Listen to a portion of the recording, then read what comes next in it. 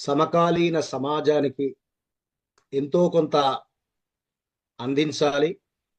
కొత్త తరం దానిని అర్థం చేసుకొని వాళ్ళు వెయ్యవలసినటువంటి అడుగులు ఏమిటి అని వాళ్లకు వాళ్ళుగా నిర్ణయించుకోవటానికి ఒక సాహిత్య విమర్శ పరిణామాన్ని, సాహిత్య పరిశోధన గ్రంథాలని, ఆ వరుసలో సాహిత్య విమర్శ రచనల్ని పరిచయం చేసుకుంటూ అభ్యుదయ రచయితల సంఘం ఉపన్యాస పరంపరని కొనసాగిస్తూ ఉంది. ఆ క్రమంలో ఇంతకుముందు 1-2 విమర్శ గ్రంథాలను గురించి, విమర్శ పరిణామాన్ని గురించి మాట్లాడటం అన్నది పక్కకు పెడితే, ఇవాళ తెలుగు సాహిత్య విమర్శలో ఏ రకమైనటువంటి ఆలోచనల ద్వారా తమను తాము పదును తెచ్చుకోవాలి అని అర్థం చేసుకోవటానికి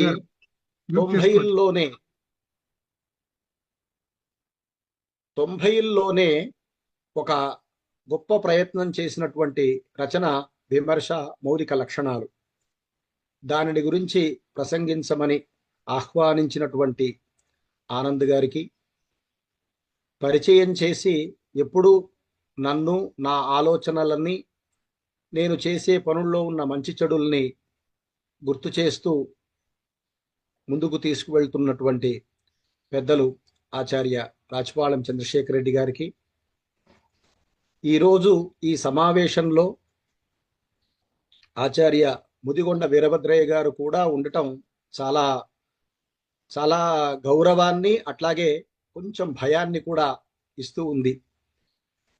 సార్ గురించి సారెదుటే మాట్లాడటం, లేదా ఆయన రచన గురించి వారెదుటే మాట్లాడటం అన్నది కొంత క్లిష్టమైనటువంటి విషయమే. అయినా ఎక్కడైనా పొరపొత్సాలు సరిగ్గా నేను అర్థం చేసుకునే సందర్భం ఉంటే వారు సరిచేయటానికి కూడా ఇది తోడ్పడుతుంది, వారు ఇక్కడ ఉండటం అని నమ్ముతూ వేదికలో ఉండేటటువంటి పెద్దలందరికీ ఒక్కసారి నమస్కారం చేస్తూ, సాహిత్య విమర్శ మౌలిక లక్షణాలు అన్నది ప్రత్యేకంగా వీరభద్రయ్య గారు సాహిత్య విమర్శను గురించి, అందులో ఉండవలసినటువంటి ఆలోచనలను గురించి చేసినటువంటి రచన. నిజానికి ఇప్పుడు విమర్శ కళాతత్వ శాస్త్రాలు పేరుతో మరో 2 రచనల్ని కూడా కలుపుకొని ఒక బృహత్ గ్రంథంగా ఇప్పుడు ఈ విమర్శ మౌలిక లక్షణాలు అన్న పుస్తకం దొరుకుతున్నది.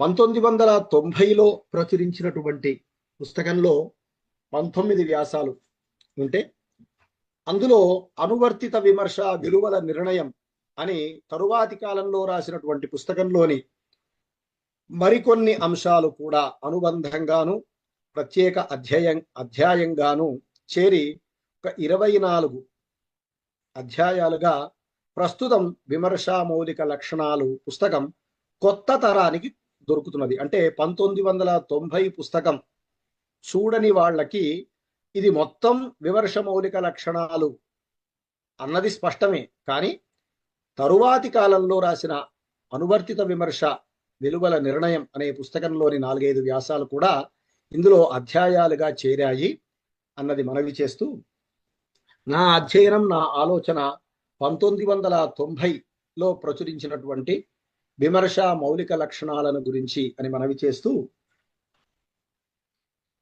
తెలుగు సాహిత్య విమర్శని గురించి,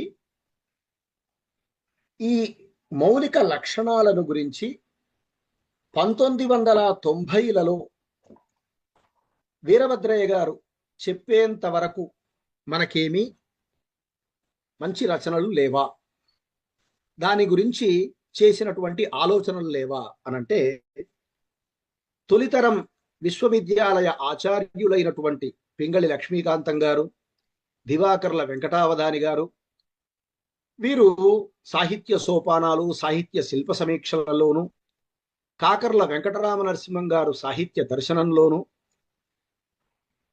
ఒక విమర్శను గురించి, విమర్శ పద్ధతులను గురించి, విమర్శ రీతులను గురించి కొంత పరిచయాత్మకంగా మాట్లాడినటువంటి అంశాలు మనకు దొరుకుతున్నాయి. ఇది విద్యార్థుల కోసము జరిగినదే. నిజానికి విమర్శ మౌలిక లక్షణాలు కూడా విద్యార్థుల కోసమే, కానీ అది మొత్తం సాహిత్య విమర్శ సమాజానికి ఎట్లా పనికి వచ్చే విధంగా అయింది అన్నది ముందు ముందు మనం తెలుసుకుంటాం. ఇది ఒకటి. రెండవది, ఈ గ్రంథం రావటం కంటే ముందే మనకు ఆంగ్ల ప్రభావాన్ని, సాంప్రదాయికమైనటువంటి సాహిత్య విమర్శపై, తెలుగు సాహిత్య విమర్శపై సాంప్రదాయిక ప్రభావాన్ని చర్చించినటువంటి సంపత్ కుమార్ గారి రచన, సుబ్రహ్మణ్యం గారి రచన ఉన్నాయి. అవి ప్రభావాలను చెప్పేవే తప్ప సాహిత్య విమర్శకు అవసరమైన మౌలికమైనటువంటి అంశాలని వివరించేవి కావు. ఇది ఒక పార్శ్వం.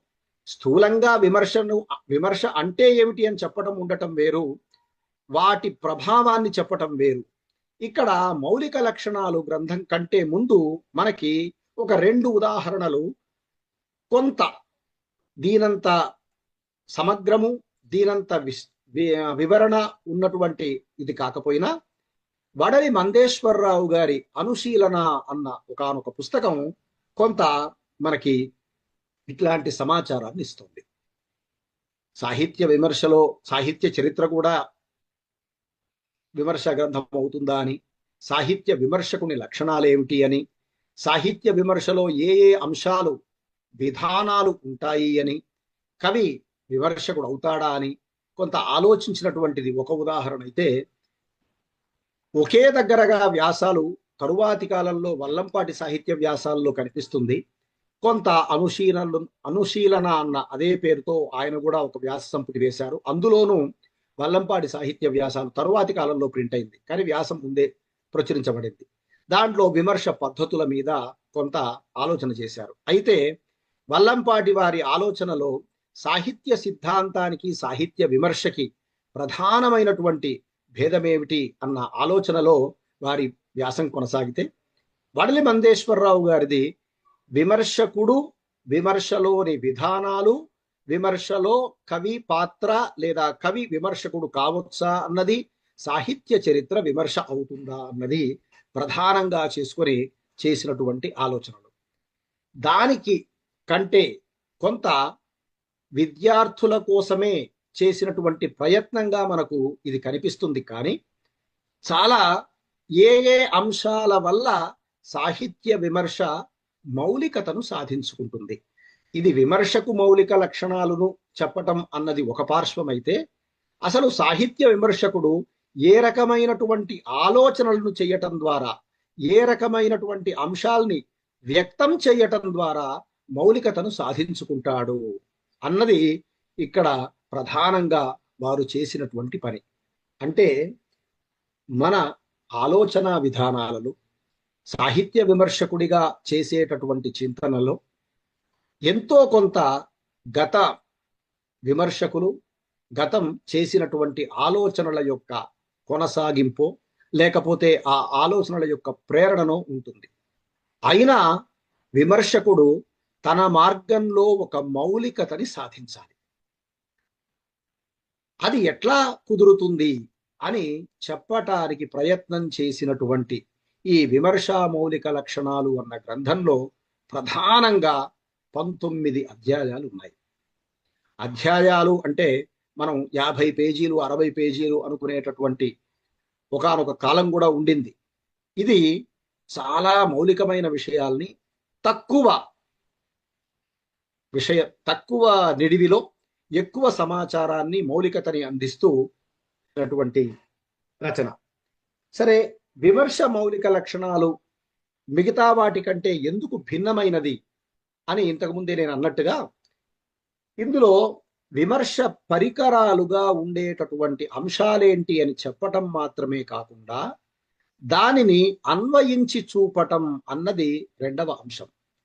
ఇక్కడ మరొక రకంగా చెప్పాలి అంటే, సాహిత్య విమర్శకునికి ఉండే లక్షణాలను చెప్పేటటువంటి కాలంలో మనకి పూర్తిగా సాంప్రదాయిక అలంకార శాస్త్రాన్ని కేంద్రంగా చేసుకొని కొనసాగి అక్కడే కొంత దీనికి సంబంధించినటువంటి ఆలోచనలు ఉన్నాయని, దీనికి సంబంధించిన చింతన ఉన్నదని, దాని ఆధారంగా విమర్శకుడి లక్షణాలు చెప్పడం ఒక పద్ధతిగా కనిపిస్తే, మరికొందరు పాశ్చాత్య సాహిత్య విమర్శకులు క్రిటిక్ అంటే ఏమిటి, క్రిటిసిజం అంటే ఏమిటి అని చెప్పినటువంటి ఆలోచనల్ని చెప్పడం ఇంకో రకంగా కనిపిస్తుంది. అంటే ఒకరు పూర్తిగా పాశ్చాత్య విధానాన్ని, ఒకరు పూర్తిగా ప్రాచ్య విధానాన్ని అనుసరించినటువంటి ఒకనొక పద్ధతి కొంత మందేశ్వరరావు గారి కంటే ముందు, వీరభద్రయ్య గారి కంటే ముందు కొంత కనిపిస్తుంది. రెండోది చెప్పరా అంటే చెప్పినా దాని పాలు చాలా తక్కువగా ఉంటుంది. విమర్శ మౌలిక లక్షణాలు చేస్తున్న పనేమిటి అనంటే, ప్రాచ్య పాశ్చాత్య సిద్ధాంతాలలో లేదా విమర్శకుల యొక్క చింతనలో విమర్శకుడు అన్నటువంటి భావన ఎట్లా ఉంది, ఆ భావన ఇద్దరిలోనూ ఒకే రకంగా ఎట్లా సంవదిస్తున్నది అని మాట్లాడటం ఒక ప్రత్యేకమైనటువంటి అంశం. ఇది ఒక అంశం అయితే, రెండవది ఇది చేస్తున్న మరో గొప్ప పని ఏమిటి అంటే, సాహిత్య విమర్శకుడికి విమర్శకు నియమాలు చెప్పటం దీని లక్ష్యం కాదు. అక్కడ దీనికి మౌలికత వచ్చింది. దానికి లక్షణం చెప్పటం కాదు అంటే, ఇలా విమర్శకుడు ఇట్లా ఉండాలి, విమర్శకుడు ఇట్లా ప్రవర్తించాలి, అతని సాహిత్య విమర్శలో ఈ అంశాలు ఉండాలి, ఇలా చెప్పటం అంతా కూడా విమర్శకుడుగా తయారవుతున్నటువంటి ఒకానొక వ్యక్తికి నియమ నిబంధనల్ని చెప్పినట్టుగా ఉంటుంది. అతని లాంటి లక్షణాలు కలిగి ఉండాలి అని చెప్పినట్టుగా ఉంటుంది. అది మాత్రమే కాకుండా ఈ రచన చేసిన మరో గొప్ప పని, మంచి పని ఏమిటి అనంటే, నియమాలను వారు చెప్పినా లేదా తన పూర్వులు చెప్పినటువంటి వాటిని చెబుతూనే ఆ నియమాలను వర్తించేటటువంటి పద్ధతిని, వర్తింప చేసేటటువంటి రీతిని అక్కడక్కడ అక్కడే ఒక ఉదాహరణతో చూపించటం అన్నది ఇందులో ప్రత్యేకం. అంటే విమర్శ యొక్క మౌలికతని చెప్పే సందర్భంలో నియమం చెప్పటం కాదు, నియమాలను వర్తింప చేసే పద్ధతిని కూడా చెప్పటం ఇక్కడ ప్రధానంగా మనం తెలుసుకోవలసినటువంటి అంశం. అది ఇక్కడ ఉండే ఒక ప్రధానమైనటువంటి అంశం. సరే, సాహిత్య విమర్శకుడికి విమర్శకు కావలసిన ఒక లక్షణం ఏమిటి అంటే, అందరూ అది ఏ భావజాలానికి సంబంధించినటువంటి వారైనా సరే చెప్పే మాట సహృదయత అన్నది ఒక ప్రమాణంగా అందరూ చెప్తారు. లేకపోతే వాడు సాహిత్య విమర్శ చెయ్యలేడు అన్న ఉద్దేశంతో. అదే సందర్భంలో ఈ సహృదయత కొంచెం దృక్కోణం ఆధారంగాను, దృక్పథం ఆధారంగాను వెళ్ళిందనుకోండి, అప్పుడు ఆ నిర్ణయం కొంత సొంత నిర్ణయాలలాగా కనిపిస్తాయి. అంటే మన ఇష్టం కూడా సహృదయత కూడా అందులోని గుణదోషాలని, మంచి చెడుల్ని చెప్పే విధంగా ఉండాలి తప్ప, దాన్ని పూర్తిగా మమకారంతో అతను చేసినటువంటి ఏ విషయాన్నైనా సరే అట్లాగే తీసుకోవటానికి వీల్లేదు అన్నది ఒక అంశం. ఇక్కడ సాహిత్య విమర్శకుడికి నిర్మమత అన్నది ప్రధానమని వడలి మందేశ్వరరావు గారు, వీరభద్రయ్య గారు కూడా ప్రస్తావించినారు. ఐఏ రిచర్డ్స్ లాంటి వాళ్ళు కూడా. ఇక్కడ ఇప్పుడు నిర్మమత రచన సాహిత్య విమర్శకుడికి ఉండాలి అంటే ఇది కొంచెం అర్థం చేసుకోవలసినటువంటి విషయం. మనకు ఒక దృక్పథం లేకుండా ఒక రచనని చదవబుద్ధిగా, అది లేకుండా చదివేటటువంటి ఒకానొక కాలము, ఒకానొక వ్యవస్థ ఇదంతా ఉన్నది. దాన్ని పక్కకు పెడితే దృక్పథం వల్ల రచన అర్థమవుతున్నది. మనం ఒక రచయిత మీద, ఒక రచన మీద మమకారం లేకపోతే దాన్ని పూర్తిగా ఎక్కడ చదువుతాం? అంటే రచనను చదివే వేళ మనకి ఆ రచన పట్ల మమత ఉండాలి, ఆ రచయిత పట్ల మమత ఉండాలి. కానీ దాన్ని వ్యక్తం చేసేటటువంటి సందర్భం వచ్చిందనుకోండి, అక్కడ మాత్రం ఖచ్చితంగా నిర్మమత రావాలి. అంటే నిర్ణయ ప్రకటనలో నిర్మమత అని అర్థం చేసుకోవాలి. ఇక్కడ మరి దృక్పథం విమర్శకుడికి అవసరమా లేదా అంటే, దృక్పథం లేకపోతే ఒక విషయమే అర్థం కాదు. తనదైన అది ఏ రకమైన దృక్కోణమైనా సరే, ఒక దృక్పథం లేకపోతే తాను ఏమి చెప్పదలుచుకున్నాను అందులో అన్నది విమర్శకుడికి అర్థం కాదు. కానీ ఆ అర్థమైన దానిని తార్కికంగా నలుగురికి చెప్పేటటువంటి సందర్భంలో ఆ దృక్పథం పట్ల తనకున్నటువంటి విపరీతమైన ఇష్టాన్ని అది వ్యక్తం చెయ్యకుండా ఆ దృక్పథంలో ఉన్న సానుకూల ప్రతికూల అంశాలను చెప్పే విధంగా ఉండాలి అని నిర్మమత అన్న మాటను అర్థం చేసుకోవాలి. అయితే మమత లేకుండా ఒక రచనని చదవటం, దాన్ని గురించి ఆలోచించటం అన్నది జరగదు. కానీ దాన్ని వ్యక్తం చేసే సందర్భంలో, దాన్ని విశ్లేషించేటటువంటి సందర్భంలో మాత్రం ఖచ్చితంగా నిర్మమత ఉండాలి అన్నది మనం సరిగ్గా అర్థం చేసుకోవలసిన విషయం. వారి వడలి వందేశ్వరరావు గారు, వీరభద్రయ్య గారి మాటల్లో అవి వ్యక్తమవుతాయి. కానీ సాహిత్య పరిణామం ఈ 20-30 సంవత్సరాల్లో, అంటే 90ల్లో ఆ పుస్తకం వస్తే ఇవాళకి 30 సంవత్సరాలు దాటింది. ఇప్పుడు కొంచెం దృక్పథంతో రాయటం, తమ అభిప్రాయాన్ని చెప్పుకుంటూ వెళ్ళటం సాహిత్య విమర్శగా ఉన్నటువంటి ఒకానొక వాతావరణంలో ఆ మాటని సరిగ్గా అర్థం చేసుకోవలసి ఉంది అన్న దానికోసం ఈ ప్రస్తావన చేశాను. అలాగే విమర్శకుడు అని చెప్పేటటువంటి సందర్భంలో ఇలియట్, ఐఏ రిచర్డ్స్, అట్లాగే ఆలంకారికులైనటువంటి వాళ్ళు చెప్పినటువంటి అంశాలు రెండింటినీ సమన్వయం చేస్తూ ఈ సమకాలీన సాహిత్య విమర్శకుల్లో విమర్శను గురించి, విమర్శకుడి గురించి మాట్లాడిన అంశాలని సమన్వయం చేస్తూ వారు తేల్చిందేమిటి అనంటే, విమర్శ అన్నది రచన పుట్టిన తరువాత జరిగేదే. ఈ మాట కూడా ఎందుకు వచ్చింది అనంటే, భట్టతౌతుల్లాంటి వాడు కవి అనేటటువంటి వాడెవడు అంటే, కౌతి శబ్దాయతే విమృశతి అని ఒక నిర్వచనం లాంటిది చెప్తాడు. సంపత్ కుమార్ గారు లాంటి వాళ్ళు కావ్యావిష్కృతికి పూర్వముగా కావ్య ఆవిర్భావానికి పరంగా జరిగేటటువంటి ఒకానొక ప్రక్రియ విమర్శ అని నిర్వచనాలు కూడా ఇచ్చి ఉన్నారు. అలాంటి సందర్భాలు కూడా వారు ఉదహరించారు.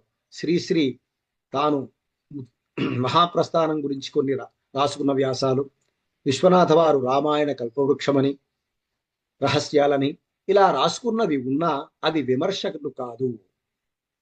రచన తరువాతిదే విమర్శ తప్ప రచనకు పూర్వం జరిగినటువంటి, కవిలో జరిగినటువంటి, అట్లాగే విమర్శకుడు రాయటం కోసం చేసినటువంటి చింతన అంతా కూడా విమర్శ కాదు అని స్పష్టంగా చెప్పి, సాహిత్య విమర్శ అంటే ఒక రచన పుట్టిన తరువాత దాని మీద జరిగేటటువంటి ఒక వివేచన, విశ్లేషణ మాత్రమే.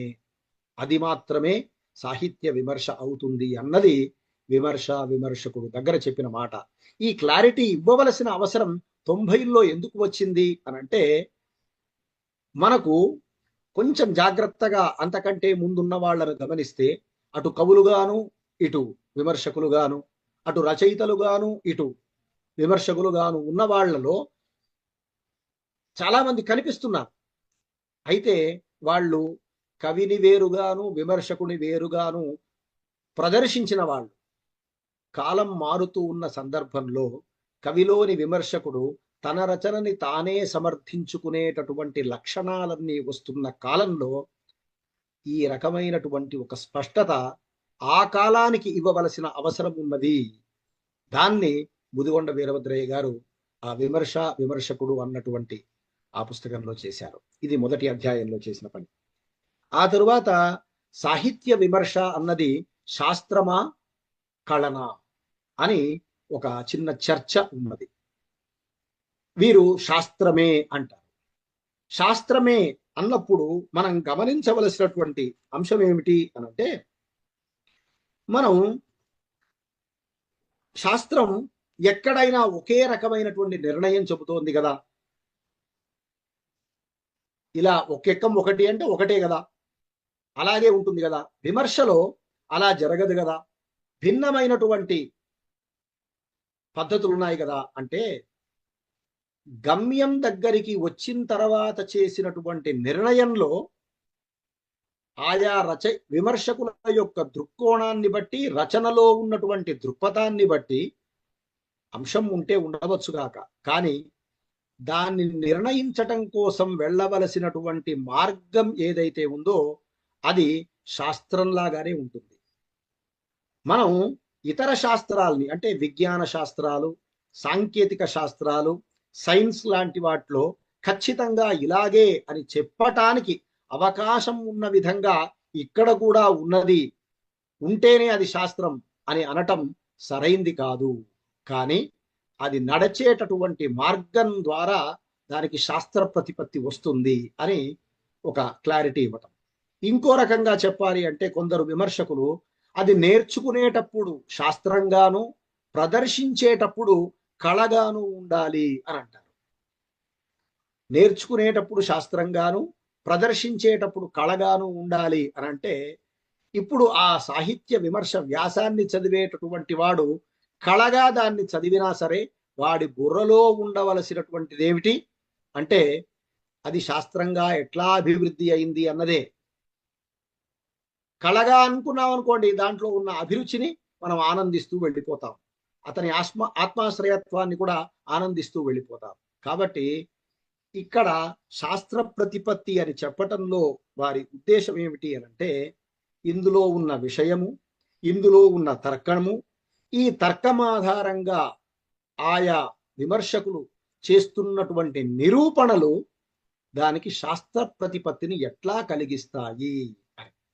ఈ సందర్భంలో చాలా స్పష్టంగా వారు చెప్పిన ఒక మాట ఏమిటి అని అంటే, అలంకార శాస్త్రం సాహిత్య విమర్శకి శాస్త్ర ప్రతిపత్తిని కల్పించటంలో చేసిన ఒకానొక ప్రయత్నాన్ని వారు చెప్పారు.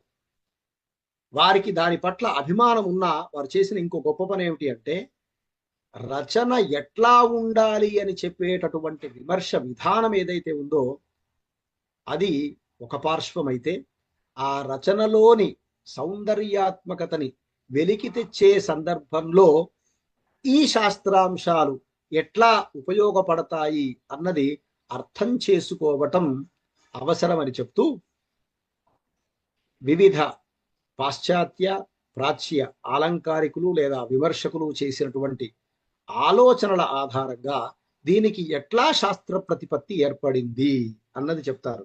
చెప్పి చాలా స్పష్టంగా ఏమంటారంటే, రెనెవెలక్, లారెన్స్ లాంటి వాళ్ళు అసలు విమర్శ శాస్త్రమే కాదు అంటే, దాన్ని శాస్త్ర స్థాయికి తీసుకువెళ్ళినటువంటి పాశ్చాత్య విమర్శకులు ఇద్దరున్నారు. I A Richards principles of criticism, practical criticism రచనలతోనూ, అట్లాగే ఇలియట్ చేసినటువంటి ఆలోచనలు శాస్త్ర ప్రతిపత్తిని సాహిత్య విమర్శకు కలిగించాయి అని ఆ అధ్యాయంలో చెప్తారు.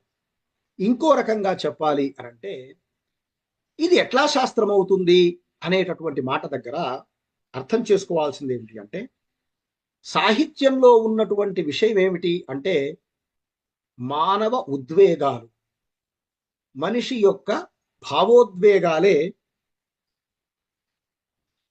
కవిలో ఒక స్పందన కలిగించి వాటిని వ్యక్తం చేసే విధంగా తయారవుతాయి. దాన్ని విమర్శించేటటువంటి క్రమంలో కూడా ఈ భావోద్వేగాలే కొంత పనిచేస్తాయి. ఈ భావోద్వేగాలలో హెచ్చుతగ్గులు ఉండొచ్చు కానీ, ఈ భావోద్వేగాలలో హెచ్చుతగ్గులు ఉండవచ్చు కానీ క్రమం మాత్రం దుఃఖంలో ఉన్నవాడిని చూస్తే ఎవరైనా ఏడవవలసిందే, బాధపడవలసిందే. కాబట్టి అది శాస్త్రం చేసే పని. అట్లాంటి ఒకనొక లక్షణం శాస్త్ర ప్రతిపత్తి వల్ల వస్తుంది అని చెప్తూ, సాహిత్య విమర్శ కేవలం కళ కాదు అనటం ద్వారా వారు చేసిన గొప్ప పనేమిటి అనంటే, దీనికి ఒక నియమ నిబంధనలు, పారామీటర్సు, దాన్ని అర్థం చేసుకోవలసిన రీతి ఉంది అని తెలుస్తుంది. దాన్ని కళ అని ఎప్పుడైతే అంటామో ఎవరిష్టం వచ్చినట్టు వారు దాన్ని వారి వారి అభిప్రాయాలకు అనుగుణంగా ఎటు పడితే అటు లాగేటటువంటి పరిస్థితి వస్తుంది. అలా జరగకూడదంటే విమర్శకుడు అనేవాడు కొడవటి కంటి కుటుంబరావు గారి యొక్క ఆలోచనల్ని కూడా ఇక్కడ ప్రస్తావిస్తారు వారు. అట్లా శాస్త్రం ఎట్లా చేస్తుంది, శాస్త్రం ఎట్లా అవుతుంది అని దాన్ని చెప్పటం ఈ అధ్యాయంలో కనిపించేది. ఇక విమర్శ ఎవరి కోసం, ఎందుకోసం అంటే ప్రయోజనం అన్న దాంట్లో అప్పటిదాకా సాహిత్య విమర్శ ఎందుకు అనంటే పాఠకుల కోసమే అనేటటువంటి మాటని కొంత రచయిత కోసము అనే మాట కూడా ఉన్నా వీరభద్రయ్య గారు చేసిన ఒక పని ఏమిటి అనంటే పాఠకుడు, రచయిత, విమర్శకుడు ఈ ముగ్గురి కోసం అని తేలుస్తారు.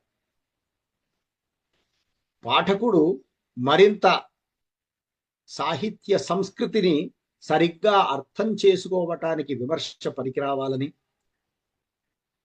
రచయితకి తాను చేస్తున్నటువంటి రచనల్లో మరింత పరిపక్వత రావటానికి, మరికొంత కొత్త ఆలోచనలు చేయటానికి, తాత్విక దృక్పథం ఏర్పడటానికి అతనికి పనికి రావాలని, విమర్శకుడికి ఈ మార్గాలు ఒక కొత్త రచనని ఎట్లా అర్థం చేసుకోవటానికి ఉపయోగపడతాయి అని ఆ విమర్శకుడికి ఇట్లా 3 రకాలుగా పనికి రావాలి అని చెప్పటం ఒకటి. అయితే ఇక్కడ ఈ ప్రయోజనం నెరవేరటానికి ముందు జరగవలసింది ఏమిటి అంటే సాహిత్య అభిరుచి, సాహిత్య అభిలాష ఈ రెండూ కూడా పెంపొందాలి. అంటే పాఠకుడిగా ఇతను ఎదగాలి. ఈ రకమైనటువంటి ఎదుగుదల అతన్ని ఆ రచనని గురించి మరింత ఆలోచించటానికి, దాని గురించి రాయటానికి పురికొల్పుతుంది. కాబట్టి కోకు గారి మాటల్ని ఉదాహరణగా తీసుకొని సాహిత్యాభిరుచి, సాహిత్యాభిలాష పెంచుకోవాలి అనటానికి నలుగురితో కలిసి కూర్చొని ఆ సాహిత్య చర్చల్లో వింటూ ఉండటం, తర్వాత తాను ఒక మాట దాంట్లో చేర్చటం, తాను కొత్త ఆలోచనని చెప్పటం, ఇలా మెల్లమెల్లగా పెంచుకుంటూ వెళ్ళి అతను సాహిత్య విమర్శకుడిగా ఎదగాలి అని ఒక మాట చెప్తారు. అయితే ఈ మాట ఇవాళటి కాలానికి చాలా అవసరమైనటువంటి మాట. ఇవాళ సాహిత్య విమర్శ రచన అంటే వ్యాసం రాయటం, కేవలం వ్యాసం రాయటం అన్న అర్థంలోకి వచ్చేసింది. ఆ రచనలో ఉన్న వస్తు సౌందర్యం కావచ్చు, కళా సౌందర్యం కావచ్చు, మరో రకమైనది కావచ్చు, దాన్ని వ్యక్తం చేయటం అన్నది ప్రధానమైనటువంటి స్వభావంగా ఉండాలి అని ఈ అధ్యాయం చెప్తుంది. ఇక 4వది విమర్శ భాష ఎట్లా ఉండాలి. విమర్శ భాష ఎట్లా ఉండాలి అని అంటే తార్కికంగా ఉండాలి, ఒక మాటలో చెప్పాలి అంటే. అయితే హేతుబద్ధంగా ఉండాలి, తార్కికంగా ఉండాలి లాంటి మాటల్ని వీరభద్రయ్య గారు అక్కడ ప్రస్తావనే చెయ్యరు. వారు ప్రధానంగా విమర్శ భాష అనటంలో పరిభాష పట్ల స్పష్టమైనటువంటి ఒకానొక అవగాహన ఉండాలి అన్నది ఈ అధ్యాయంలో వారు చెప్పదలుచుకున్న అంశం. అంటే వారు ఏమి ప్రస్తావిస్తున్నారు ఇక్కడ అంటే రసము అని, ధ్వని అని, గతితార్కిక చారిత్రక భౌతికవాదం అని, ఇంకోటని పరిభాషగా గౌరవాన్ని పొందినటువంటి కొన్ని సాంకేతిక విమర్శ పదాలు ఉంటాయి. ఆ పదాల యొక్క సరైనటువంటి అర్థం తెలిసి, దాని తత్వం తెలిసి ప్రయోగించాలి, కానీ కేవలం అట్లా ప్రయోగించటం సరికాదు. ఇప్పుడు అది సాహిత్య విమర్శలో ఇటీవలి కాలంలో పెరిగింది. అక్కడ ఒక రసానుభూతి కలుగుతుంది అంటాడు, ఏమిటో చెప్పడు. ప్రతి రచయితకి ఒక డిక్షన్ ఉంది, ప్రతి రచయితకి ఒక మార్గం ఉంది అంటాడు తప్ప ఆ రచయితకి ప్రత్యేకంగా ఉన్న డిక్షన్ ఏంటో చెప్పడు. డిక్షన్ అన్న ఒకనొక టెర్మినాలజీ నీవు వాడినప్పుడు ఈ రచయిత ఆ డిక్షన్ ని ఎట్లా ఉపయోగించుకున్నాడు అన్నది చెప్పాలి. కాబట్టి విమర్శ పరిభాష విషయం దగ్గర కేవలం శబ్దార్థ జ్ఞానంతో ఏ పారిభాషిక పదాన్ని ఉపయోగించకూడదు. ఈ సూత్రం ఈ ఈ సూత్రం ఏ రకమైనటువంటి సాహిత్య విమర్శకుడికైనా, అంటే భావజాలాల పరంగా భిన్నమైనటువంటి భావజాలాల వారెవరైనా సరే పరిభాషని సరైన అర్థం తెలుసుకొని ఉపయోగించాలి తప్ప ఈ మాటకి ఇట్లా అర్థం ఉంది కదా అని అలవోకగా ఉపయోగించకూడదు అన్నది ఆ అధ్యాయం చెప్పేది. ఆ తరువాత కవి మాత్రమే విమర్శకుడు కానక్కర్లేదు అన్నది ఇంతకుముందే నేను ప్రస్తావించినట్టు ప్రత్యేకంగా వారు చర్చించినటువంటి అంశం. ఎందుకు అనంటే మనకి తెలుగులో కట్టమంచి వారు కావచ్చు, రాళ్లపల్లి వారు కావచ్చు, దువ్వూరి రామిరెడ్డి గారు కావచ్చు, లేదా మరో రచయిత కావచ్చు, తొలి తరంలో ఉన్నటువంటి చాలా మంది విమర్శకులు, అట్లాగే వీరభద్రయ్య గారి తరంలో ఉన్నటువంటి సంపత్ కుమార, సుప్రసన్న, తుమ్మపూడి వంటి పెద్దలందరూ కూడా అటు కవిత్వము ఇటు సాహిత్య విమర్శ రెండిటినీ కూడా నిర్వహించినటువంటి వారు. శేషేంద్ర, ఆర్ఎస్ సుదర్శనం, రారా ఇలాంటి వాళ్ళని తీసుకుంటే అటు రచయితలుగాను ఇటు విమర్శకులుగాను, వల్లంపాటి, ఇలా వీళ్ళందరినీ తీసుకున్నప్పుడు రచయితలు చాలా మంది విమర్శకులుగాను, కవులు చాలా మంది విమర్శకుడుగాను. ఇక్కడ కవి మాత్రమే కానక్కర్లేదు అన్నారేంటి సార్, రచయిత కూడా అనాలి అంటే ఇక్కడ ప్రాచీన సాహిత్య సంప్రదాయాన్ని బట్టి కవి అని వాడారు, అంటే రచన చేసేటటువంటి వాడు అనే మనం అర్థం చేసుకోవాలి. ఇద్దరిని చెప్పి వారిద్దరి మధ్య ఉన్న తేడా ఏమిటి? ఒకరిది ఆలోచన ప్రధానమైనటువంటిది విమర్శకుడిది, ఇంకొకటిది ఆవేశం ప్రధానమైనటువంటిది కవిది. ఈ ఇద్దరి మధ్య ఏ రకమైనటువంటి తేడాలు ఉన్నాయో చెప్పి అక్కడ ఒక మాట అంటారు, కవియే విమర్శకుడు అయితే అభిరుచి విమర్శ పెరుగుతుంది అని.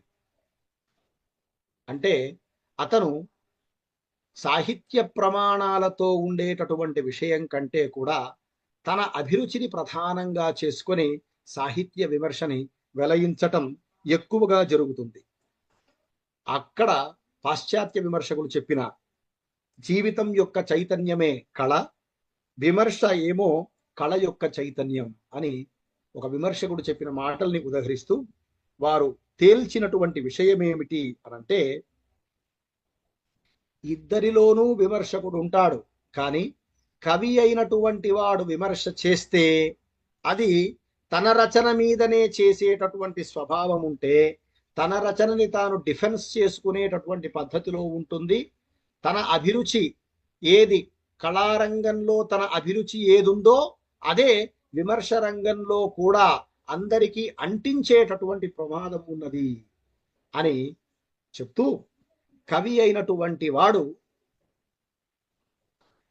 విమర్శ చెయ్యవచ్చు, కానీ రచన చేసే సందర్భంలో అతడి యొక్క ఆత్మాశ్రయత్వాన్ని, అనుభూతిని పక్కకు పెట్టి చెయ్యాలి విమర్శ అంట. అది విమర్శకుడికైనా వర్తిస్తుంది. ఇప్పుడు కవి అయిన వాడు విమర్శ రాసేటటువంటి సందర్భంలో తన ఆత్మాశ్రయత్వాన్ని, అభిరుచిని, అనుభూతిని పక్కకు పెట్టి విమర్శించాలి అని చెప్పినట్టుగానే విమర్శకుడు అయినటువంటి వాడిలో కూడా కొంత కవితా హృదయం ఉంటుంది.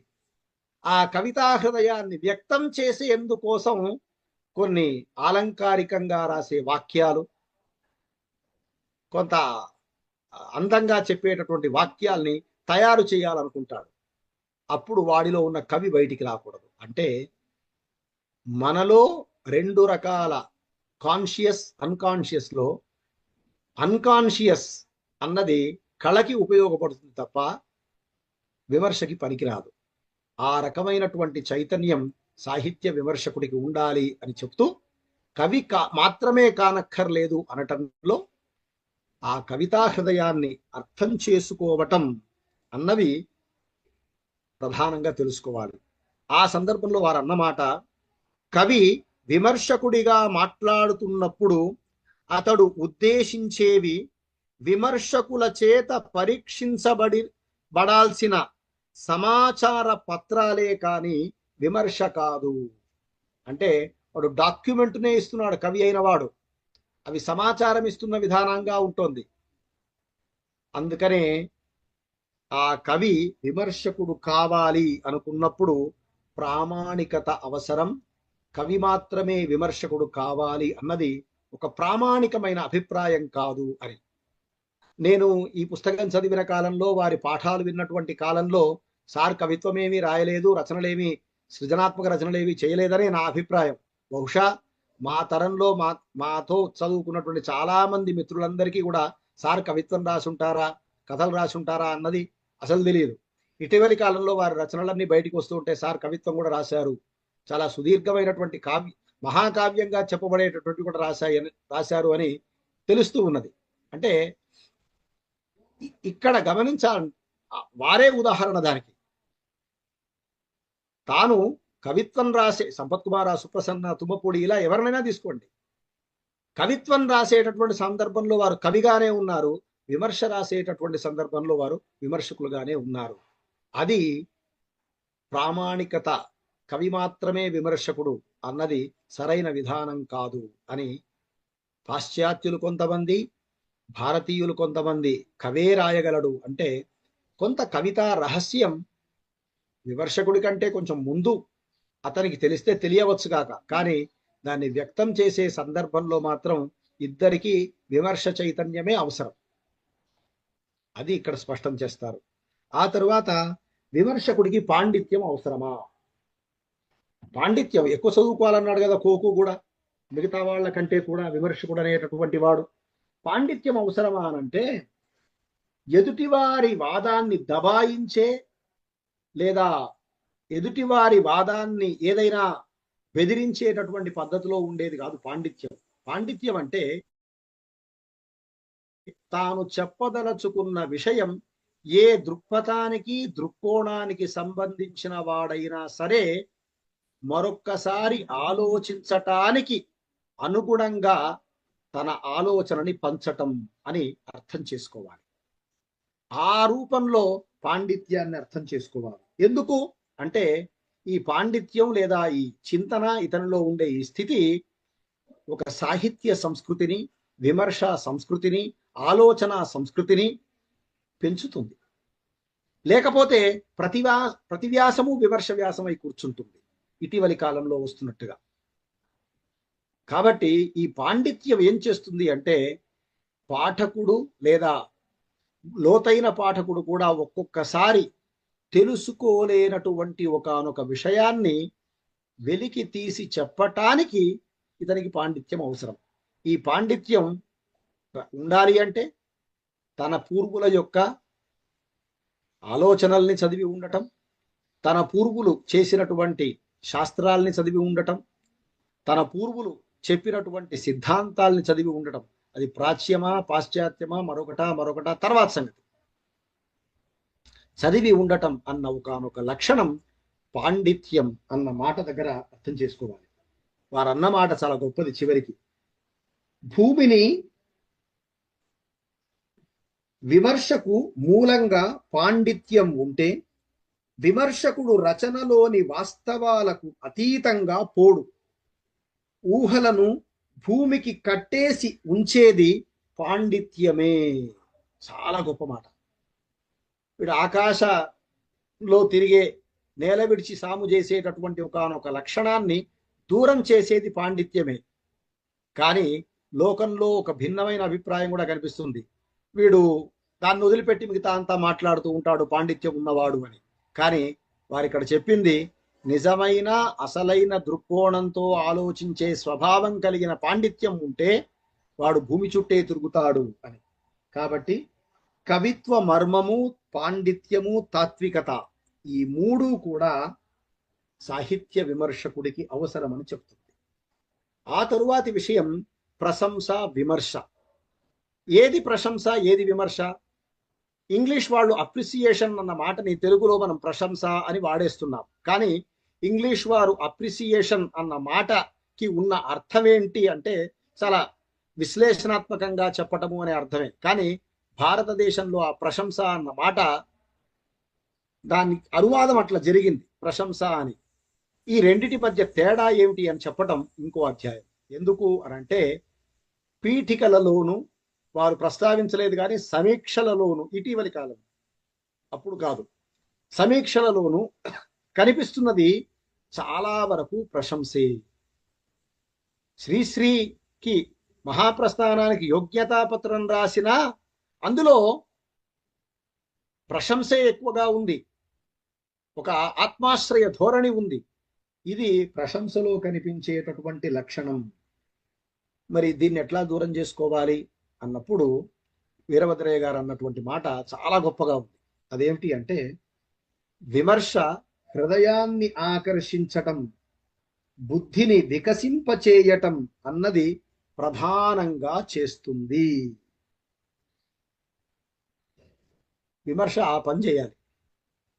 అది లేకుండా మనని ఎక్కడో తీసుకెళ్తుంది అనుకోండి, అది ప్రశంసే. అది మన రచన మీదే కావచ్చు, మనకిష్టమైన రచయిత మీదనే కావచ్చు,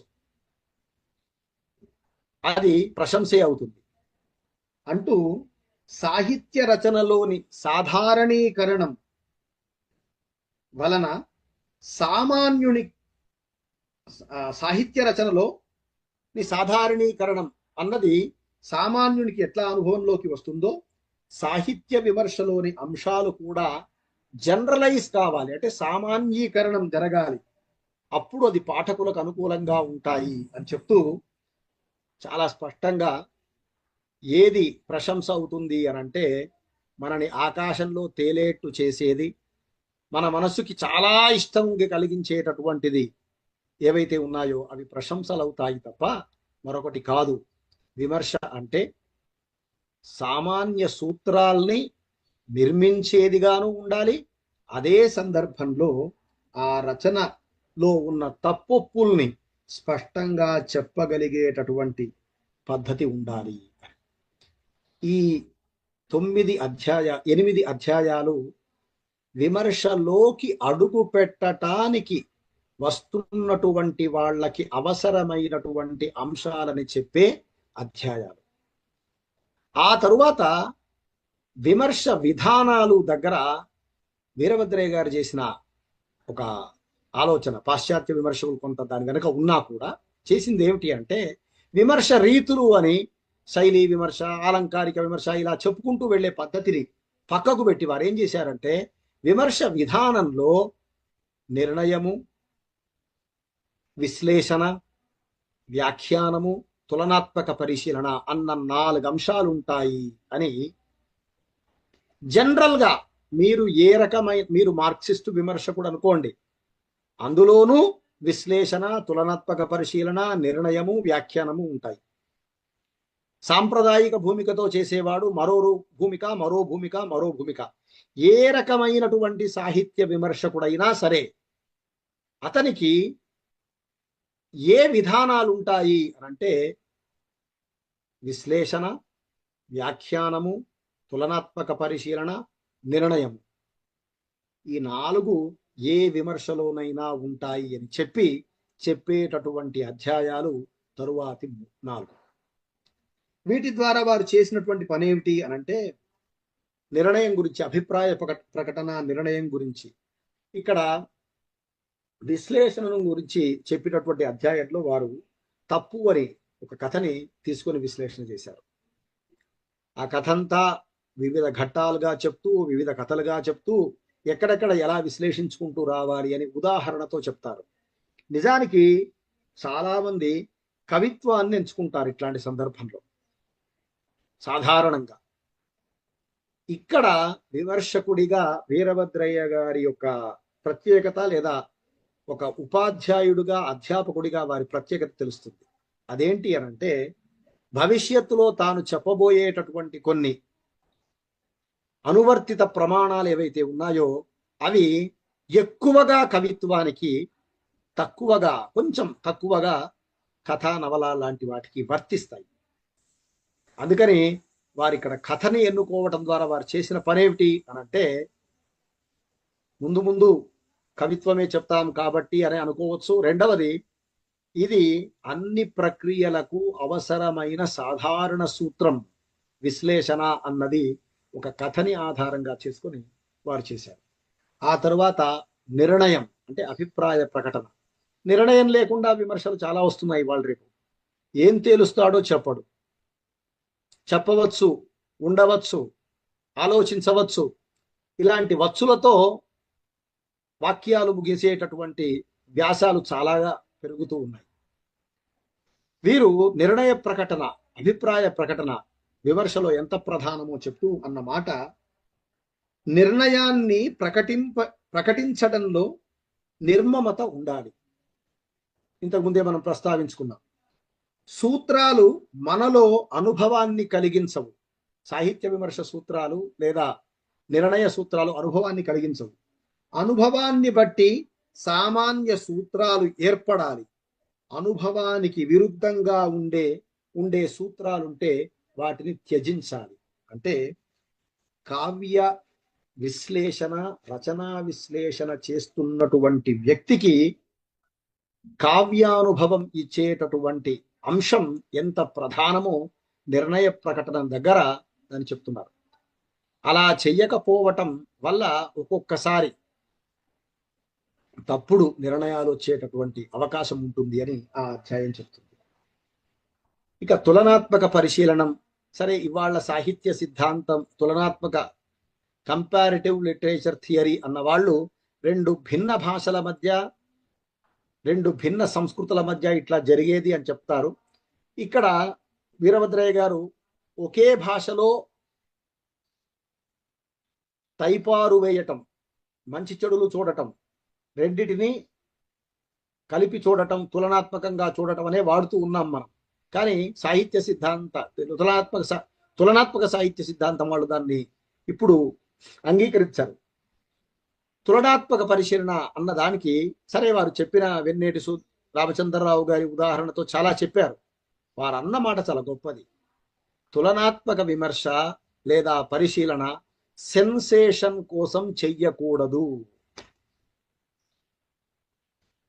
మనకు వివిధ అస్తిత్వవాదాలు వచ్చిన ప్రతి కాలంలోనూ తులనాత్మకత సెన్సేషన్ ప్రధానంగా కావటం మనం గమనించాల్సిన విషయం. అది ప్రాంతీయ అస్తిత్వవాదంగా వచ్చినటువంటి తెలంగాణ ఉద్యమం కావచ్చు, దళితవాదం కావచ్చు, స్త్రీవాదం కావచ్చు, మైనారిటీ వాదం కావచ్చు, అభ్యుదయవాదం కావచ్చు, ఏ వాదమైనా సరే అది సాంప్రదాయికం కావచ్చు, సాంప్రదాయేతరం కావచ్చు. తులనాత్మక పరిశీలన ఎవరినో ఒకరిని మోయటానికి, ఎవరినో ఒకరిని నెత్తికెత్తుకోవటానికి ఉండకూడదు. అది సెన్సేషన్ కోసం చేసే పని కాదు. అందులో మంచి చెడుల్ని మరింత స్పష్టంగా ఇప్పుడు మనని మనం అర్థం చేసుకోవాలి అంటే మనకు కావలసిందేమిటి? మనని మనకంటే కింద ఉన్నవాడినో, పైన ఉన్నవాడినో, పక్కనున్నవాడినో చూస్తే కదా మనమేమిటి మనకు అర్థమయ్యేది. అట్లా పరిశీలన అయి ఉండాలి తప్ప అదేదో సెన్సేషన్ కోసం చేసేటటువంటి పనిగా ఉండకూడదు అన్నది తులనాత్మక పరిశీలనకి అవసరమైన సామాన్య సూత్రం. ఇందులో వారు చేసిన పని రెండు. తులనాత్మక పరిశీలన అంటే ఒక విమర్శ చేస్తున్నటువంటి సందర్భంలో జరిగేది ఒకటి, అదే సందర్భంలో రెండు భిన్న రచనలు చేసే సందర్భంలో జరిగే తులన. ఇది జాగ్రత్త పడాలి. ఆ తరువాత వ్యాఖ్యానం అన్న అధ్యాయం ఉంది. ఈ వ్యాఖ్యానం అన్నటువంటి అధ్యాయాన్ని, ఏది వ్యాఖ్యానం అంటే ప్రాచీన కాలం అయితే ప్రతిపదార్థ తాత్పర్యంతోనూ ఇత్యాది విషయాలతోనూ ఉండేటటువంటిది ప్రాచీన వ్యాఖ్యానం. అందులో ఆ రచన పూర్వోత్తరాలు ఏమిటి, అది ఎందుకు పుట్టింది, దాని వెనక కారణం ఏమిటి అన్నటువంటి ఇతర విషయాల కంటే కూడా రచనలో కవి ఉద్దేశించినటువంటి పరమార్థం ఏమిటి అని ఆ పద్యంలోని ఆ శబ్దాల ద్వారా, వాటి యొక్క అర్థాల ద్వారానే విమర్శకుడు లేదా వ్యాఖ్యాత చెప్పుకుంటూ వెళ్తాడు. అంటే నా మూలం లిఖ్యతే కించిత్ నాన్ అపేక్షితం ఉచ్యతే, ఆ పద్ధతిలో చెప్పుకుంటూ వెళ్తాడు. అయితే ఆధునికమైనటువంటి వ్యాఖ్యానం, ప్రాచీన వ్యాఖ్యానం టెక్స్ట్ ప్రధానమైతే ఆధునిక వ్యాఖ్యానం టెక్స్ట్ ప్రధానమే అయినా కొన్ని సందర్భాలలో కాంటెక్స్ట్ కూడా ప్రధానమవుతుంది. ఎందుకు ఇప్పుడు ఆ రచన చర్చలోకి వచ్చింది అన్నప్పుడు కూడా వ్యాఖ్యానం కనిపిస్తూ ఉంది. అంటే ఆ రచనలో ఉన్న ప్రతిపదార్థ తాత్పర్యాలే కాక ఆ రచన వెనుక ఉన్న విలువలేమిటి, అది పుట్టడం వెనుక ఉన్న కారణాలేమిటి, ఇవన్నీ కూడా ప్రత్యేకం. వ్యాఖ్యాత అవేవి చెప్పడు. అతను ఏ సామాజిక జీవితం నుంచి వచ్చాడు, ఏ వాతావరణంలో పుట్టి పెరిగాడు, ఇవేవి అవసరం లేదు అతనికి. కానీ ఈ ఆధునిక వ్యాఖ్యాత వాటన్నిటినీ కూడా సమన్వయించుకొని ఆ రచన యొక్క తత్వాన్ని చెప్పడానికి ప్రయత్నిస్తాడు. అందుకని కొంత కాంటెక్స్ట్ కూడా కారణమవుతుంది. కాబట్టి కావ్య తత్వం బోధపడటమే ఈ రెండు రకాల వ్యాఖ్యానాల్లో ఉన్నటువంటి ప్రధానమైనది. ఇక ఈ 4 ఒక రకమైంది, అంటే 8 ఈ అధ్యాయం, ఆ ఇవి ఒక రకమైనవైతే ఈ తరువాత వచ్చినటువంటి అధ్యాయాలన్నీ కూడా అనువర్తిత విమర్శలు. కావ్యం ఆత్మ, కావ్యాత్మ అనే వారు వాడారు. కావ్య విలువ అన్న మాటని ఆత్మ అన్న అర్థంలో వాడారు ఆధునికంగా. వాల్యూ, రచన యొక్క వాల్యూ అంటే ఇక్కడ రచన దేని వల్ల బతుకుతుంది అని అర్థం, అంతే. రచనకు విలువ ఎప్పుడు ఉంటుందండి? దానికి సార్వకాలీనతనో సమకాలీనతనో లేకపోతే సార్వజనీనతనో ఉంటే ఉంటుంది. ప్రతి రచనలోనూ ఇది కుదురుతుందా అంటే కుదరకపోవచ్చు. ఒక సెకండ్.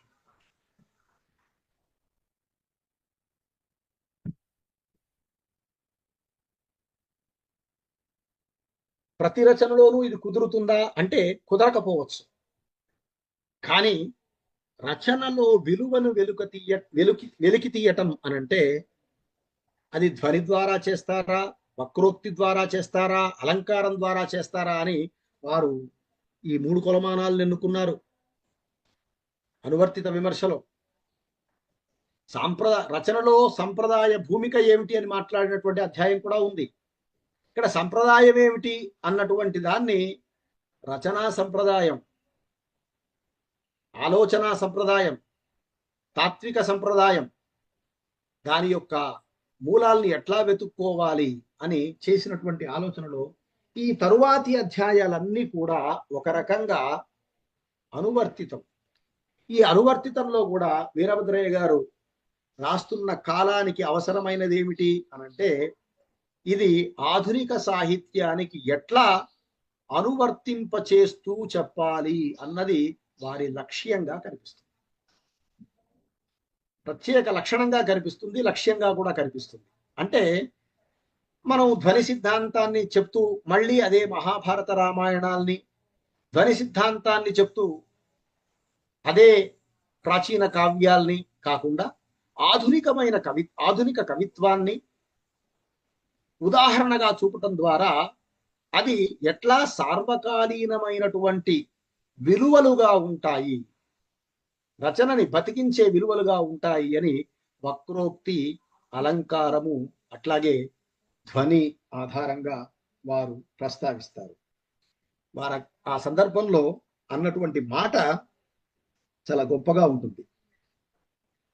ఇప్పుడు విలువ దేని వల్ల వస్తుంది అని అంటే మనకి వస్తు శిల్పాలని, వస్తు రూపాలని ఇలా 2 అభిప్రాయాలు ఉన్నాయి. వస్తువు వల్ల విలువ వస్తుంది అని అనుకునేటటువంటి, మాట్లాడేటటువంటి ఒక సాహిత్య విమర్శ సంప్రదాయం ఉన్నది.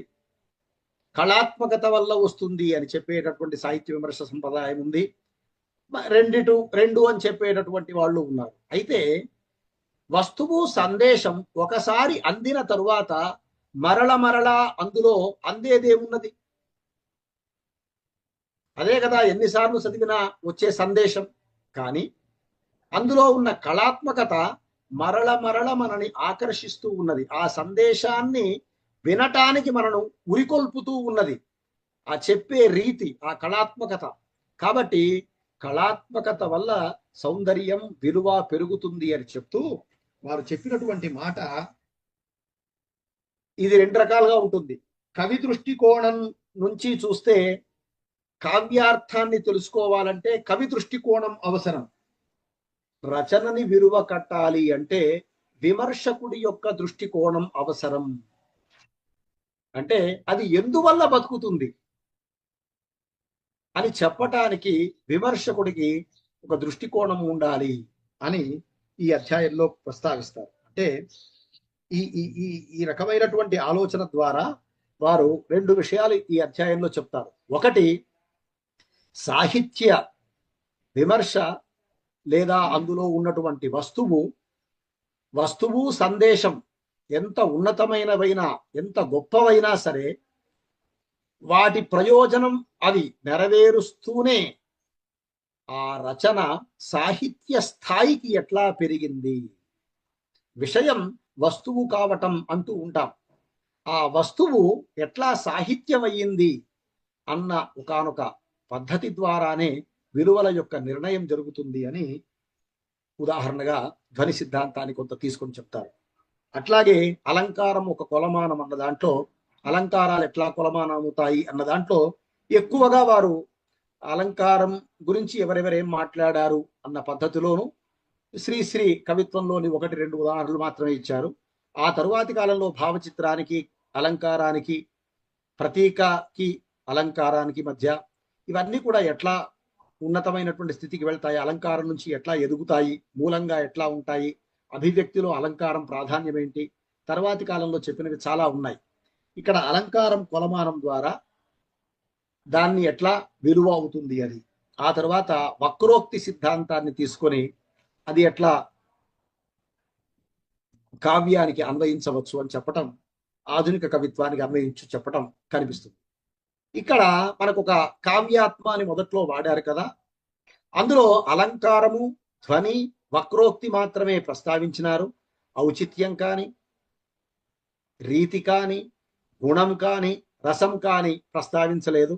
అంటే పోనీ రీతి, ఔచిత్యం, గుణం పక్కకు పెడితే రస సిద్ధాంతాన్ని ఒక కావ్య విలువగా ఎందుకు ప్రదర్శించలేదు, అక్కడ ఎందుకు చూపించలేదు అని మనకు అనుమానం వస్తుంది. అయితే అక్కడ రసానుభూతి గురించి ప్రస్తావించే సందర్భంలో ధ్వని సిద్ధాంతంలోను వక్రోక్తి సిద్ధాంతంలోను ఈ పరికరాలన్నీ ఎట్లా రసానుభూతికి ఉపయోగపడాలి అన్నది చెప్పటం కనిపిస్తుంది. కాబట్టి ప్రత్యేకంగా రసం యొక్క సూత్రాన్ని చెప్పి ఆ రసము ఒక రచనలో ఎట్లా విలువను పెంచుతుంది అని చెప్పటానికి వారు ప్రయత్నం చేయలేదు అని ఒక జవాబు చెప్పవచ్చు. కానీ దాని ఇంకో రకంగా చెప్తే రసం అనుభూతి సంబంధించింది, ఆ రచనను చదివిన తర్వాత మనం పొందుతాం. కానీ రస అనుభూతి విలువని నిర్ణయించటానికి ఎంతవరకు ఉపయోగపడుతుంది, రచన యొక్క విలువని నిర్ణయించటానికి అన్నప్పుడు రసం చెప్పిన పద్ధతికి సంబంధించింది కాదు, చెప్పిన విషయానికి సంబంధించింది. ఇక్కడ వారు చెప్పిన విషయాన్ని కాక చెప్పిన పద్ధతిని ప్రధానంగా చెప్పదలుచుకున్నారు. కాబట్టి ఆ విలువలో అలంకారము, వక్రోక్తి, ధ్వని అన్న 3 ప్రధానంగా కనిపిస్తాయి. ఇది వాటికి సంబంధించి. ఆ తరువాత విమర్శలో వాద ప్రతివాదాలు, విమర్శ ప్రతి విమర్శ ఇవి ఎట్లా ఉంటాయి, వీటి పరిమాణం ఏమిటి, పరిణామం ఏమిటి, పరిమాణం ఏమిటి, వీటిని గురించి మాట్లాడటం తర్వాతి అధ్యాయం చేసేటటువంటి పని. ఇందులో వారు చేసిన గొప్ప పని ఏమిటి అనంటే వైదిక నియోగి చర్చను, శబ్ద చర్చను, మరో చర్చను జరిగినటువంటి కాలం ఒకటి ఉన్నది, దాన్ని కేంద్రంగా చేసుకోకుండా విమర్శ సాహిత్య విమర్శగా ఎప్పుడైతే ఎదిగిందో దాని కాలాన్ని కొలమానం చేసుకుని అందులోనూ తన సమకాలీన కాలాన్ని చేసుకొని చేరాతల్ని, దానికి త్రిపురనేని శ్రీనివాస్ రహస్యోద్యమం రాసినటువంటి ఆయన వారిద్దరి మధ్య జరిగినటువంటి సంవాదాన్ని, విశ్వనాథ ఒక సందర్భంలో వాడవలసిన గణం ఒకటైతే మరొకటి వాడాడు అని ఇద్దరి మధ్య జరిగినప్పుడు అది సాంకేతిక చర్చే తప్ప అందువల్ల పనికొచ్చేది ఏమీ లేదని చెప్పే సందర్భం, చేరా సంపత్ కుమారుల్ని ఉదాహరణగా చూపించడం, ఇలాంటి వాటి ద్వారా వారు దృక్పథం ఆధారంగా వచ్చే చర్చ కంటే కూడా సాహిత్య ప్రధానంగా వచ్చే చర్చని ప్రధానంగా ఎన్నుకున్నారు అని అర్థమవుతుంది. మనం దృక్పథం జోలికి వెళ్ళామనుకోండి, ఖచ్చితంగా ఒక దృక్పథంతో వచ్చినటువంటి రచన మీద మరో దృక్పథకారుడికి ఏదో రకమైనటువంటి కొరత ఉంటూనే ఉంటుంది. దాని ద్వారా వచ్చే ప్రతివాదం అంతా కూడా ఆ దృష్టితోనే ఉంటుంది. కాబట్టి వారు తన కాలంలోనే జరుగుతున్న స్త్రీవాద చర్చలు, తన కాలంలోనే జరుగుతున్న దళితవాద చర్చలు కానీ, లేకపోతే తన కాలంలోనే జరుగుతున్న మరొకటి కానీ వాటి జోలికి వెళ్లకుండా, అంటే వాటిలో దృక్పథం ప్రధానంగా అవుతోంది కాబట్టి సాహిత్య ప్రధానంగా ఉండే లక్షణం వాద ప్రతివాదాలకు ఎట్లా కారణమవుతుంది అని చెప్పడం ఒకటైతే, వారు చెప్పిన గొప్ప మాట ఇందులో ఒకటి ఉంది. విమర్శకులందరూ ప్రతి విమర్శకులు కావచ్చు, కానీ ప్రతి విమర్శకులందరూ విమర్శకులు కావటానికి వీలు లేదు. చాలా మౌలికమైనటువంటి మాట. ఎవరో ఒకరు పుస్తకం రాస్తే దాని మీద మళ్ళీ రాస్తాడు. ఎవరైనా రాసిన దాని మీదనే రాస్తాడు, తాను సొంతంగా ఏం రాయడు. అతను ఎప్పుడూ విమర్శకుడు కాదు. ఆ రకమైనటువంటి దాంట్లో అతను విమర్శకుడుగా పరిగణింపబడడు అని, ఎవరు ప్రతి విమర్శకుడు ఎవడు విమర్శకుడు అవుతాడు అని చెప్పేటటువంటిది ఒకటి కనిపిస్తుంది. వాదంలో ఉపపత్తి, నిరూపణ, నిర్ణయం ప్రధానంగా ఉండాలి. సాంకేతికమైనటువంటి చర్చలు చేసిన సాంకేతికంగానే ఉంటాయి. శాస్త్రంలో ఇది తప్పు అంటే తప్పే, కానీ కవి ప్రయోగం చేశాడు, అంగీకరిస్తామా లేదా అన్నది మన ఇష్టానికి సంబంధించిందే తప్ప శాస్త్రం ఏం అప్పుడు వచ్చి మార్చుకోదు కదా. ఫలానా వారు వచ్చి విశ్వనాథ సత్యనారాయణ ఇట్లా రాశాడు కాబట్టి దీన్ని ఇట్లా మారుద్దాం అని చెప్పదు కదా. కాబట్టి అట్లాంటి చర్చలన్నీ ఏ రకమైనటువంటి ఫలితాలనివ్వవు. అంటే సాంకేతిక చర్చలు వాద ప్రతివాదంలో పెద్దగా పనికిరావు అన్నది ఒక పాయింట్, ఒక అంశం అయితే, రెండవది దృక్పథంతో చేసేటటువంటి అంశాలు ఎప్పుడూ కూడా ఒక స్పష్టమైనటువంటి నిర్ణయాన్ని వెలుగులోకి తీసుకురావు అని ఆ రోజుల్లోనే ఎంఫిల్ సిద్ధాంత గ్రంథం రాసిన అచ్యుత శర్మ గారి సిద్ధాంత గ్రంథంలోని కొన్ని విషయాలను కూడా ప్రస్తావిస్తూ ఒక స్పష్టత ఇస్తారు. అట్లాగే చేరా త్రిపురనేని శ్రీనివాస్ గారి గురించి మాట్లాడిన ఉదాహరణ ద్వారా వారు చెప్పిన మాట ఏమిటి అంటే, ఒక్కొక్కసారి విమర్శకుడు కొంచెం వ్యంగ్యంగా అన్న మాట ఎట్లా ప్రతి విమర్శకు కారణమవుతుంది అన్నది ఆ ఉదాహరణ ద్వారా చూపించి, విమర్శ ఎప్పుడూ కూడా ఎంత విషయ ప్రధానంగా ఉండాలి అన్నది గుర్తు చేస్తారు. అది వాద ప్రతివాద విమర్శ దగ్గర మనం అర్థం చేసుకోవాల్సింది. ఆ తరువాతిది విమర్శ పద్ధతులు అని ఒక 8 చెప్పి దాంట్లో ప్రకృతివాద విమర్శ మనకు పనికిరాదు అన్నారు. ఈ స్వాభావికవాదం అనేటటువంటి మాటతో కూడా దాన్ని వాడుతూ ఉంటారు, న్యాచురలిజం అని. ఇప్పుడు ప్రకృతివాదము అంటే ఇప్పుడున్న అర్థం కొంచెం మారిపోయింది. పరిభాషను సరిగ్గా వాడాలి అని మనం ఇంతకుముందు అనుకున్నాం కదా. ఇప్పుడు పర్యావరణము ఆ అర్థంలో, అది కాదు ఇక్కడ. స్వభావ సిద్ధంగా ఉండేటటువంటి లక్షణం అది ఇక్కడ పనికిరాదు. ఎందుకంటే రచయిత, విమర్శకుడు వీళ్ళందరూ ఎవరైనా సరే ఎంత స్వభావ సిద్ధంగా ఉన్నా సరే వాళ్ళ మనస్తత్వము, దృక్కోణము ఇవన్నీ పనిచేస్తాయి. కాబట్టి అందులో అభిరుచి విమర్శ గురించి మాట్లాడుతూ వారు అన్న మాట ఏమిటి అంటే, ఇది కవులకి రచయితలకి బాగా పనికొస్తుంది, కానీ సాహిత్య విమర్శకు అంతగా పనికిరాదు. ఎందుకు అంటే అందులో ఆత్మాశ్రయత్వం ప్రధానంగా కనిపిస్తుంది అని. అట్లాగే చారిత్రక విమర్శల గురించి మాట్లాడేటటువంటి సందర్భంలో ఏమంటాం, సాంప్రదాయేతర లేదా సాంప్రదాయిక భూమిక నుంచి ఆలోచించే వాళ్ళు, సాంప్రదాయేతరంగా ఆలోచించే వాళ్ళకు కూడా చారిత్రక దృష్టి ఎట్లా అవసరము, చారిత్రక పరిణామాన్ని వాళ్ళిద్దరూ ఎట్లా చూస్తారు అన్నది వివరపరుస్తూ, దానికి మార్క్సిజం పునాదిగా ఉండటం అనే ఒక లక్షణం ఎట్లా తోడ్పడుతుంది దాన్ని ప్రస్తావిస్తారు. ఇవన్నీ చెప్తూ కవి జీవితానికి మనోవిజ్ఞాన విమర్శకి చాలా విపులంగా ఏవి రాయలేదు, కానీ వారు ఒకే ఒక మాట అన్నారు, ఈ రెండు చాలా దగ్గరి సంబంధంది అని కవి యొక్క బాహిర జీవితం కవి జీవిత విమర్శ అయితే, ఆ జీవితం మనసు మీద వేసిన ప్రభావం మనోవిజ్ఞాన భూమిక అని ఆ రెండిటి మధ్య ఉండేటటువంటి తేడాని కొంచెం స్పష్టంగా చెప్తారు.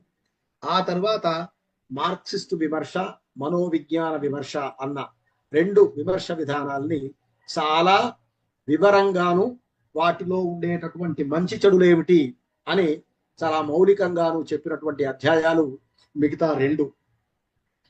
మనోవిజ్ఞాన విమర్శ యొక్క లక్షణం ఎట్లా ఉండాలి అంటే, రచనకో రచయితకో ఒక రోగం ఉందనుకోండి, ఆ రోగాన్ని బాగు చెయ్యటం కోసం మనోవిజ్ఞాన విమర్శ పని చెయ్యదు.